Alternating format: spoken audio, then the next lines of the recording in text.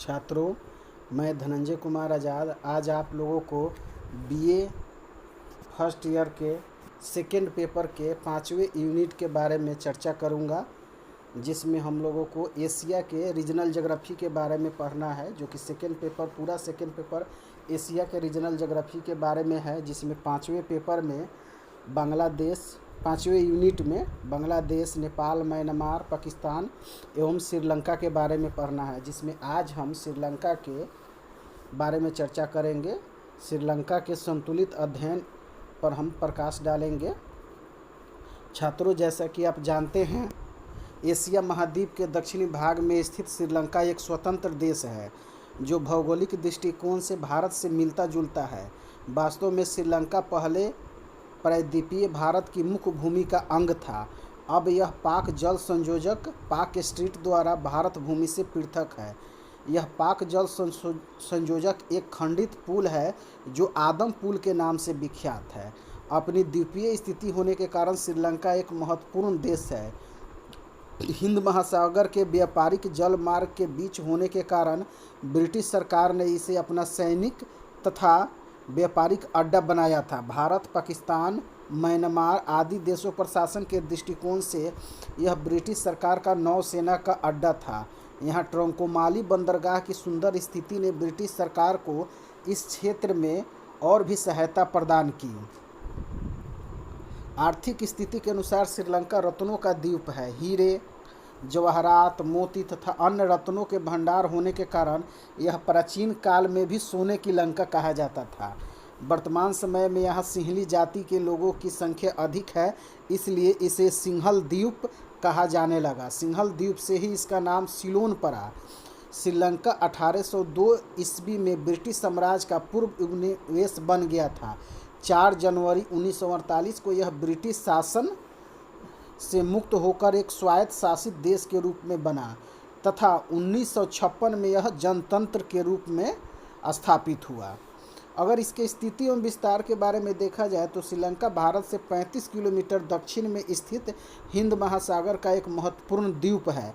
इस देश की स्थिति 5 डिग्री 5 मिनट उत्तरी अक्षांश से लेकर 9 डिग्री 50 मिनट उत्तरी अक्षांश तथा 79 डिग्री पूर्वी देशांतर से लेकर 82 डिग्री पूर्वी देशांतर के मध्य है। यह उत्तर से दक्षिण 435 किलोमीटर लंबा तथा पूरब से पश्चिम 225 किलोमीटर चौड़ा है। इसकी बनावट एक बड़े मुर्गी के अंडे की आकार की है। इस देश का क्षेत्रफल 65,610 वर्ग किलोमीटर तथा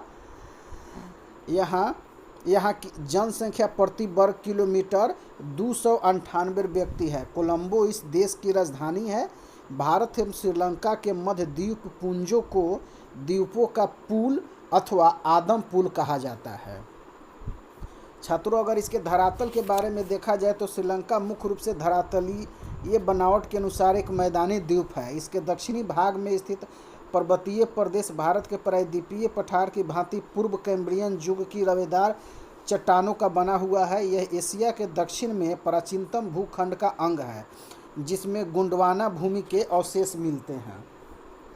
अगर श्रीलंका के जलवायु दशाएं के बारे में देखा जाए तो श्रीलंका की जलवायु उष्णकटिबंधीय जलवायु है। भूमध्य रेखा के पास स्थित होने के कारण यहाँ गर्मी अधिक पड़ती है। वार्षिक तापांतर भी कम मिलता है। जाड़े तथा गर्मियों की ऋतु में औसत तापांतर 5 डिग्री से 7 डिग्री सेंटीग्रेड के आसपास रहता है। जाड़े तथा गर्मी में कोई अंतर नहीं होता है। जाड़े की ऋतु में औसत तापमान 22 डिग्री सेंटीग्रेड रहता है। पर्वतीय भागों में तापमान लगभग 20 सेंटीग्रेड पाया जाता है। चारों तरफ से समुद्र से घिरे होने के कारण यहाँ समुद्री प्रभाव अधिक मिलता है। भूमध्य रेखा के निकट होने के कारण वर्षा वर्ष भर होती है। वर्षा का वार्षिक औसत 150 सेंटीमीटर है। सबसे अधिक वर्षा पर्वतीय शिखर पर होती है, जिसका वार्षिक औसत 500 सेंटीमीटर है। सबसे कम वर्षा उत्तरी भाग में होती है, जिसकी वार्षिक औसत 60 सेंटीमीटर है। छात्रों, अगर प्राकृतिक वनस्पति के बारे में देखा जाए तो अधिक वर्षा एवं उच्च तापमान के कारण श्रीलंका में प्राकृतिक वनस्पति अधिक पाई जाती है। देश का लगभग 30% भाग वनों से ढका हुआ है। यहाँ मिलने वाली संपदा में सबसे अधिक मात्रा सदाबहार वनों की है, जिसमें रबर, आबनूस, सैंडवुड, चंदन, महागोनी, सिनकोना, तार एवं बांस के वृक्षों की प्रधानता है। इस प्रकार के वृक्ष दक्षिणी तथा पश्चिमी श्रीलंका में अधिक मिलते हैं। उत्तरी श्रीलंका में एबोनी तथा साटकवुड के वृक्ष मिलते हैं। पर्वतीय ऊंच ढालों पर यूकेलिप्टस के वृक्ष अधिक मिलते हैं। श्रीलंका के कृषि के बारे में देखा जाए तो श्रीलंका में कृषि यहाँ के निवासियों का प्रधान व्यवसाय है। श्रीलंका की लगभग 75% जनसंख्या कृषि कार्य में लगी हुई है। यहाँ देश का लगभग 32% भूमि कृषि योग्य है। कृषि में लगी भूमि का क्षेत्रफल लगभग 25 लाख हेक्टेयर है। श्रीलंका में उत्पन्न होने वाले प्रमुख फसलें चावल, चाय, कोको, सिनकोना, गर्म मसाले, रबर, नारियल हैं। श्रीलंका में कृषि एक प्रमुख आर्थिक संसाधन है। श्रीलंका में पिछले 25 वर्षों में व्यापारिक कृषि पर अधिक ध्यान दिया जा रहा है, जिसके अंतर्गत विदेशी मुद्रा प्राप्त करने के दृष्टिकोण से बागानी कृषि की फसलों का उत्पादन किया जा रहा है। ये फसलें मुख्य रूप से निर्यात के लिए उत्पन्न की जाती है। इसमें चाय, रबर, कहवा तथा नारियल प्रमुख है। अगर खनिज पदार्थों के बारे में देखा जाए तो बहुमूल्य खनिज पदार्थ के उत्पादन में श्रीलंका एक धनी देश है।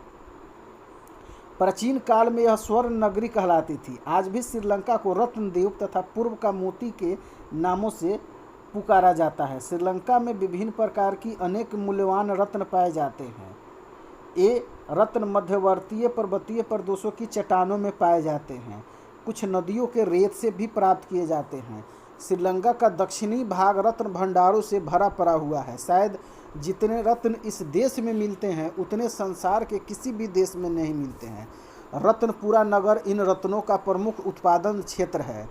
रत्नपुरा नगर का अर्थ है रत्नों का नगर। इस नगर में चंद्रमणि, रूबी, पुखराज, नीलम, सेफायर, जिकरन, लाल इत्यादि बहुमूल्य रत्न मिलते हैं। सन 1993 में 717 करोड़ रुपए का रत्न निर्यात हुआ था। अगर उद्योग धंधों पर नज़र डालें तो श्रीलंका एक कृषि प्रधान देश है। यहाँ की अधिकांश जनसंख्या कृषि एवं खनिज उद्योगों में लगी हुई है। औद्योगिक विकास इस देश में कम हुआ है, इसलिए यहाँ आधुनिक उद्योग धंधों की कमी है। यहाँ पर प्राचीन काल में कुछ कुटीर उद्योग विकसित थे, जिसमें धान कूटना, रबर का सामान बनाना, नारियल का तेल निकालना, नारियल की गिरी बनाना, साबुन बनाना, हाथी के दांत की वस्तुएं बनाना, चटाई, टोकरियां तथा सूत काटना प्रमुख है। आधुनिक उद्योग धंधों में सबसे अधिक विकसित उद्योग सीमेंट बनाने का है। कोलंबो में सीमेंट बनाने के कारखाने स्थापित हैं। प्लाईवुड, चमड़ी की वस्तुएं, कागज, चीनी मिट्टी, बर्तन, रबर, कीटनाशक पदार्थ बनाने के कारखाने स्थापित हैं। अगर परिवहन के दृष्टिकोण से देखा जाए तो श्रीलंका में परिवहन के संसाधनों का पर्याप्त विकास हो पाया है। यहाँ के धरातल परिवहन के साधनों के विकास के मार्ग में सहायक हैं। परिवहन के प्रमुख साधनों में सड़क परिवहन। श्रीलंका में सड़कों की लंबाई 25,300 मील है। कोलंबो सड़क परिवहन का प्रमुख केंद्र है। यहाँ से देश के विभिन्न नगरों को की सड़कें जोड़ती है। रेल परिवहन श्रीलंका में परिवहन के विकसित साधनों में से एक है। यहाँ रेल मार्ग की कुल लंबाई 1463 माइल है। कोलंबो रेल परिवहन का सबसे बड़ा जंक्शन स्टेशन है। कोलंबो से जाफना सबसे बड़ा रेल मार्ग है। द्वीपीय स्थिति के कारण श्रीलंका को जल परिवहन की सुविधाएं प्राप्त है। कोलंबो, त्रिकोमाली यहाँ के प्रमुख बंदरगाह हैं। त्रिकोमाली यहाँ का एक सुंदर एवं प्राकृतिक बंदरगाह है। कोलंबो हिंद महासागर में स्थित एक अंतर्राष्ट्रीय महत्व का बंदरगाह है। अगर वायु परिवहन के बारे में देखा जाए तो कोलंबो यहाँ का प्रमुख हवाई अड्डा है। इस हवाई अड्डे की स्थिति अंतर्राष्ट्रीय महत्वपूर्ण वायु मार्गों पर है। यहाँ से बहुमूल्य रत्नों का निर्यात किया जाता है। अगर जनसंख्या के बारे में देखा जाए तो 2000 के अनुसार श्रीलंका में 1,97,00,000 जनसंख्या थी। यहाँ प्रति वर्ग किलोमीटर 298 व्यक्ति निवास करते हैं। सबसे अधिक घनत्व दक्षिण पश्चिम तटीय प्रदेशों में है। कोलंबो के निकटवर्ती भागों में जनसंख्या का घनत्व 1000 व्यक्ति प्रति वर्ग किलोमीटर है। सबसे कम जनसंख्या घनत्व उत्तरी प्रदेशों में है।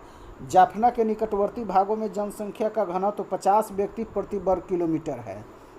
यहाँ के प्रमुख नगरों में कोलंबो प्रमुख नगर एवं बंदरगाह है एवं देश की राजधानी भी है। श्रीलंका का प्रमुख व्यापारिक केंद्र है। यहाँ देश का 85% अंतर्राष्ट्रीय व्यापार होता है। यहाँ पर सड़कों तथा रेल मार्गों का जाल बिछा हुआ है। देश के अन्य प्रमुख नगरों सड़क मार्गों और रेल मार्गों से जुड़े हुए हैं।